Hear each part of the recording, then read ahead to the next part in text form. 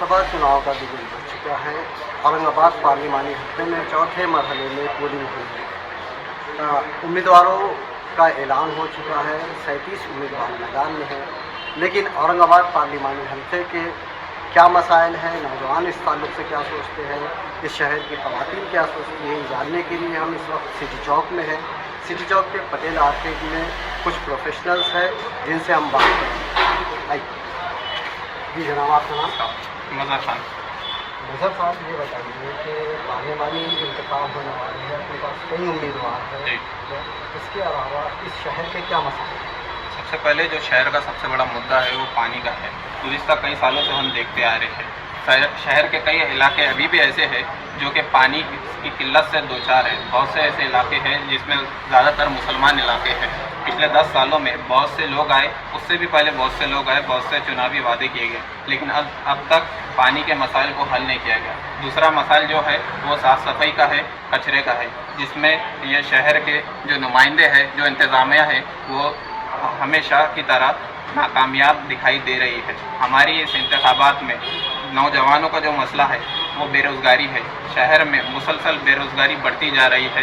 यहाँ पे जो इंफ्रास्ट्रक्चर आना था बाहर से वो नहीं आया है। हम कहते तो है कि इस शहर में 2 वर्ल्ड हेरिटेज है, जिसमें लोगों को जो बाहर से और लोग यहाँ पे आते हैं, बाहर से कई लोग आते हैं जिसके ज़रिए लोगों को यहाँ पे काम और रोज़गार मिलेगा, लेकिन ऐसा कहीं देखने को मिल नहीं रहा है। औरंगाबाद से दूसरी फ़्लाइट चालू करने के मसले उठते हैं, लेकिन अब तक उनसे कुछ ही लोगों को रोज़गार मिला है और लोगों को रोज़गार के लिए कहा जाएंगे, ये हमें इसके बारे में सोचना होगा।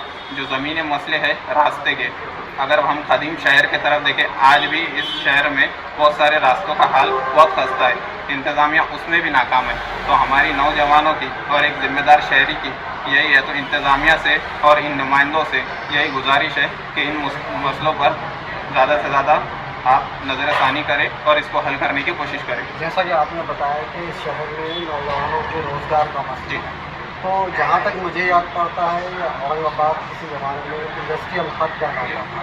कई लोग बाहर से आए, यहाँ बसे और उनको रोज़गार मिला। आज ये सिचुएशन क्यों है? इसके बारे में जो सबसे बड़ा जो फेलियर है वो कलेक्टिव फेलियर इंतज़ामिया का है। हमने नए रोज़गार के लिए इस शहर में जो इंतज़ामिया और जो लोग ज़िम्मेदार थे, उन्होंने कुछ ज़िम्मेदारी अपनी निभाई नहीं। खाली बहुत बड़े बड़े वादे किए गए, बहुत सारी बात किए गई, बहुत सारे तो बस वादे हुए, लेकिन काम ज़मीनी सतह पर जिस तरह से होना चाहिए था वो नहीं हुआ। इसीलिए शहर में बेरोज़गारी दिन ब दिन अपने बढ़ती जा रही है। अच्छा, इस बात पे एक अहम उम्मीदवार को मुस्तैद करने का मौका है, पार्लियामेंट में भेजने का मौका है, तो आपकी नज़र में ये जो उम्मीदवार खड़े हैं, इनमें सबसे बेहतरीन उम्मीदवार कौन है और आप इसको कैसे जज करते हैं? देखिए, उम्मीदवार तो काफ़ी है। जैसे आपके चैनल ने अभी दिया है कि 37 उम्मीदवार है इस मरतबा हमारे औरंगाबाद शहर से। देखते अब आवाम को भी पता है, जो जिसने 30 साल इस शहर पे रुकने पार्लियामान रहा, हमारा तर्जुमान रहा, उसने काम क्या किया। पिछले 10 साल से यहाँ पे एक जमात है, वो उसने काम क्या किया, सब ये आवाम देख रही है और उसके पेश नज़र हम आगे वोट देंगे इंशाल्लाह। आपका नाम? मज़र खान साथ कुछ ख़वातीन भी हैं, उनसे भी जानते हैं। वो मेहनतकश है और लेकिन सियासी सतह पर जो है तो उनकी बारीकी से नज़र होती है, तो आइए उनसे बात करें।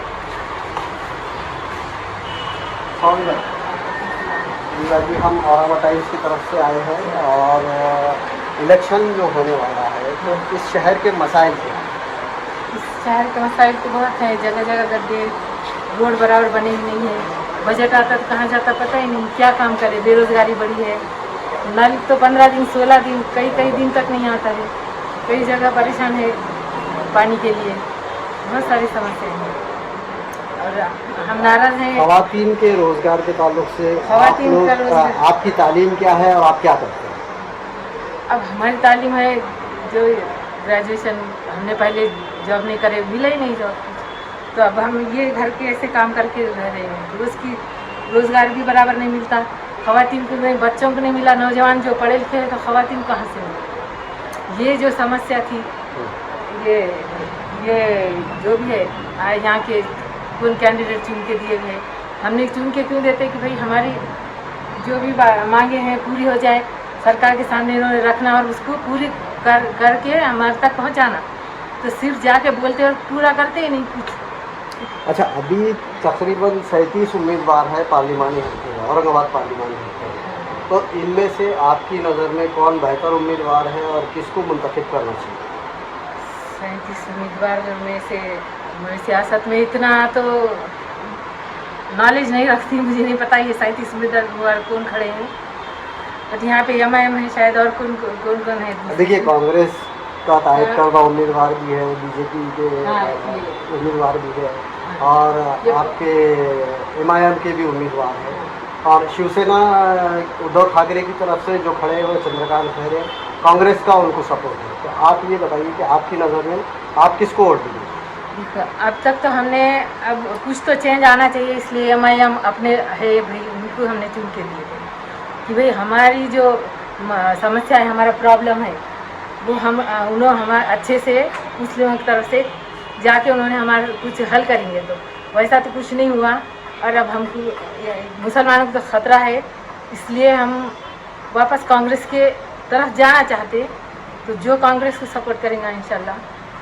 तो यानी कांग्रेस जिसको सपोर्ट कर रही है उसको कांग्रेस, हाँ, जिसको सपोर्ट कर रही है ये इसको हमारा वोट हम चाह रहे कि दें, क्योंकि कांग्रेस ने जो भी 70 सालों में किया तो अच्छा ही था, फिर भी और इससे अच्छा कुछ करेंगे बल्कि हमने एक सरकार चेंज होना बल्कि किया था, तो ये उल्टा हो गया।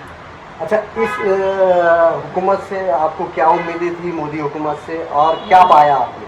मोदी हुकूमत से तो बहुत उम्मीदें थी कि कुछ चेंज हो जाए तो और अच्छा हो जाएगा। तो इन्होंने तो कुछ भी नहीं है, उल्टा खिलाफ हो गया। ये जातिवाद बहुत ज़्यादा, जो भाईचारे से हम रहते थे एक दूसरे के साथ, हिंदू मुस्लिम सब मिलके, तो वो वैसा कुछ भी नहीं है, उल्टा दुश्मनियाँ डाल रहे। औरंगाबाद का नाम चेंज हुआ तो उसका कुछ वो नहीं है, क्योंकि जो कैंडिडेट हमने चुन के दिए थे उन्होंने जाके वहाँ पे बदलना नहीं देना था, चलो बदल दिया, तो फिर वो संभाजी नगर रखे। क्यों? इसके अंदर जातिवाद हो गया। ये उन लोग मुस्लिम और हिंदू का एक झगड़ा, उनका वो जो संभाजी जो थे संभाजी राजा, हम उनका भी सम्मान करते हैं। वो जो थे तो औरंगज़ेब भी हम भी उनसे जुड़े हुए हैं ना, औरंगज़ेब और उनसे, लेकिन दोनों का भी नहीं करते हुए तीसरा एक दूसरा नाम रखना था, तो वैसा नहीं रखते हुए उसका क्यों रखेंगे? इसके अंदर तो जातिवाद बढ़ गया ना।